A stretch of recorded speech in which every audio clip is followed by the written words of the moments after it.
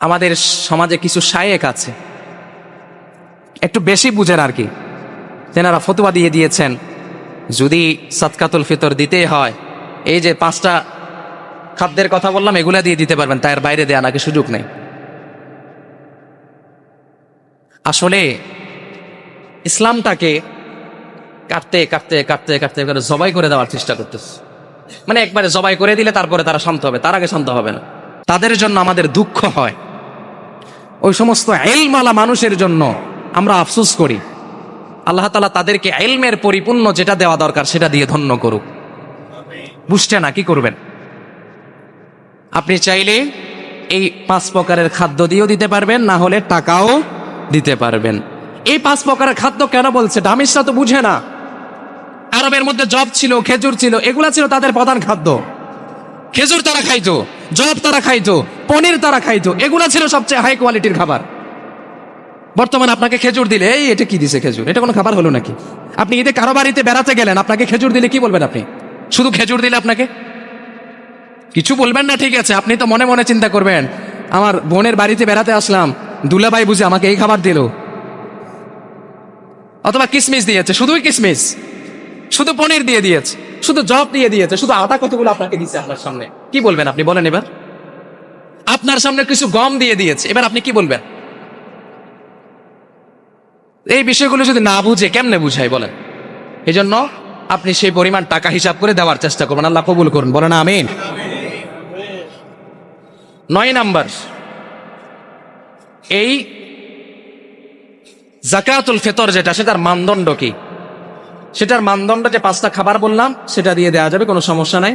কোন স্থানে দিবেন, কোন স্থানের দেওয়ার ক্ষেত্রে আমি যাকাতের 8টা খাতের কথা বলেছিলাম। যারা যাকাতের টাকা খেতে পারবে তারা এই সাদকাতুল ফিতর খেতে পারবে।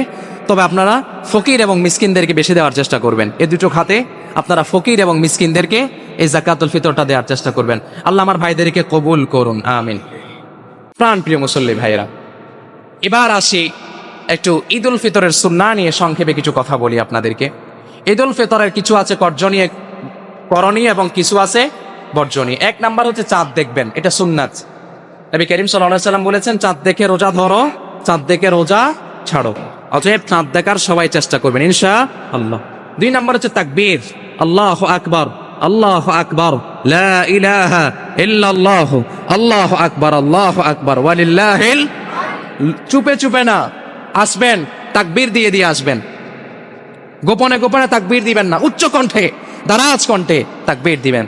সাহাবীদের অবস্থা এমন হতো, 5-7 জন একসাথে ঈদুল ফিতরের নামাজে আসতেন, একসাথে মিলে মিলে বলতেন, আল্লাহু আকবার, আল্লাহু আকবার, লা ইলাহা ইল্লাল্লাহ, আল্লাহু আকবার, আল্লাহু আকবার, ওয়ালিল্লাহিল হামদ। এভাবে করে 5 জন 10 জন মিলে মিলে একসাথে তাকবীর দিয়ে দিয়ে আমরা ঈদুল ফিতরের নামাজ পড়তে আসবো ইনশাআল্লাহ। তারপরে 3 নাম্বার, ফজরের নামাজ জামাতে পড়বেন। শুধু ঈদুল ফিতরের নামাজ জামাতে নয়, ফজরের নামাজে জামাতে পড়বো ইনশাআল্লাহ। ভাইদেরকে কবুল করুন। তারপরে 4 নাম্বার হচ্ছে ফিতরা দিয়ে আসবেন, পকেটে করে কেউ ফিতরা মসজিদে নিয়ে আসবেন না। 5 নাম্বার মেসওয়াক করে আসবেন। 6 নাম্বার গোসল করে আসবেন। 7 নাম্বার সুন্দর পোশাক পরবেন, নতুন পোশাক নয়, পরিষ্কার পোশাক, যেটা আছে সেটাকে পরিষ্কার করে তারপরে আমরা পরে আসবো ইনশাআল্লাহ। 8 নাম্বার হচ্ছে আতর দিয়ে আসবো। আতর দেওয়া শুধুমাত্র আমাদের নবীর সুন্নত নয়, পৃথিবীতে আল্লাহ যত নবী পাঠিয়েছে সব নবীর সুন্নত হচ্ছে আতর ব্যবহার করা। এই আতর আমরা ব্যবহার করবো ইনশাআল্লাহ। 9 নাম্বার কিছু মিষ্টি জাতীয় কিছু খেয়ে আসবেন।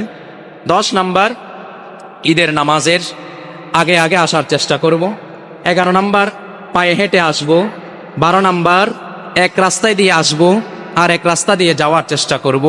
13 নাম্বার আমরা সবাই একসাথে কোলাকুলি করা ছাড়া কেউ বিদায় নিব না। 14 নাম্বার শুভেচ্ছা বিনিময় করব। 15 নাম্বার শরীয়ত সম্মত বিনোদনের ব্যবস্থা করব। শরীয়ত বিরোধী কোনো বিনোদন যদি টিভি সেটের মধ্যে চলে, এগুলা থেকে আমাদের ভাইদের বোনদের আমরা বিরত রাখবো। 7 দিন ব্যাপী 10 দিন ব্যাপী যেই নাটকগুলো রয়েছে সেগুলো থেকে আমরা বিরত থাকব। যুবক ভাইয়েরা, টিভি না দেখলেও ইউটিউবের মধ্যে সিরিয়াল বাই সিরিয়াল নাটক একটা রিলিজ হওয়ার পরে আরেকটা অপেক্ষায় যারা থাকো তোমরা, তোমাদের প্রতি অনুরোধ করছি পুরো রমাদান ইবাদতে কাটিয়েছো তোমরা, ইয়াং যুবক ভাইয়েরা, রমাদানের পরে ইবাদতগুলোকে নষ্ট করবে না, এই আশা আমি তোমাদের প্রতি রাখবো। আল্লাহ আমার যুবক ভাইদেরকে কবুল করুন। এবং বর্জনীয় হচ্ছে ঈদের দিন রোজা না রাখা, ঈদের নামাজের আগে অনর্থক কথা না বলে, ফজরের পরে সময় নষ্ট না করে দ্রুত ঈদগাহে মসজিদে চলে আসবেন আপনারা। এবং বোনরা যারা আছেন, ঈদের দিন ঘুরতে যাবেন, কিন্তু পর্দার খেলাফ হয় এমন কোন কার্যকলাপ আপনারা করতে দিবেন না। যদি দেন, আপনারা রসুলের ভাষায় আপনারা হচ্ছেন দাইয়ুস। দাইয়ুস তাকে বলা হয় যে পুরুষ আসলে দেখতে পুরুষ, নামে পুরুষ, আসলে তার পুরুষত্ব কিছুই নাই, তাকে বলে দাইয়ুস। আপনি যদি পুরুষ হয়ে থাকেন, আপনি আপনার মেয়েকে বেপর্দা ঘুরতে দিতে পারেন না। আপনি যদি পুরুষ হয়ে থাকেন, আপনি আপনার মেয়েকে, আপনার নাতনিকে, আপনার বোনকে আপনি বেপর্দায় বের হতে দিতে পারেন না, যদি পুরুষ হয়ে থাকেন। 4 নম্বরে হচ্ছে হারাম সমস্ত কাজ থেকে আমার বোনদের ভাইদের আমরা বাঁচানোর চেষ্টা করব। পুরা মাস শয়তানকে আল্লাহ বন্ধ করছেন, ঈদের দিন কিন্তু ছাড়বেন। তো মানুষ শয়তান আর জিন শয়তান যদি একসাথে হয়ে যায়, তাহলে রাস্তাঘাটে সাউন্ড বক্সের ধূপ ধূপ আওয়াজে কিন্তু আর থাকা সম্ভব হবে না। সেজন্য শয়তানে বের হয়, মানুষ শয়তানও একসাথে শুরু করে এই সমস্ত কার্যকলাপগুলো। রমাদানে এই সমস্ত গান বাজনা মোটামুটি আমাদের কানে শুনতে হয় নাই। আমরা আশা রাখবো আমাদের যুবক ভাইরা যারা আছেন, কেউ এই সমস্ত কার্যকলাপ শুরু করলে আমাদের সামর্থ্য থাকলে নিজের হাত দিয়ে আমরা প্রতিহত করব ইনশাআল্লাহ। আর আমরা চেষ্টা করব পশ্চিম খুলশিকে যেহেতু আমরা ইবাদতের, পুরা খুলশিকে যেহেতু আমরা ইবাদতের একটি রোনা জারি দিয়ে রমাদান মাস বিদায় করছি, আমরা আশা রাখবো 3 নাম্বার বলেন, 4 নাম্বার বলেন, পুরা মসজিদ এলাকা জুড়ে যেন কোনো গানের আওয়াজ যেন বড় না হয়। অন্তত এটার প্রতি আমরা কমিটির দায়িত্বশীল এলাকার যুবক ভাইয়েরা সজাগ দৃষ্টি রাখবো ইনশাআল্লাহ। আল্লাহ আমার ভাইদেরকে কবুল করুন। সংক্ষিপ্ত আলোচনা এখানে শেষ করছি।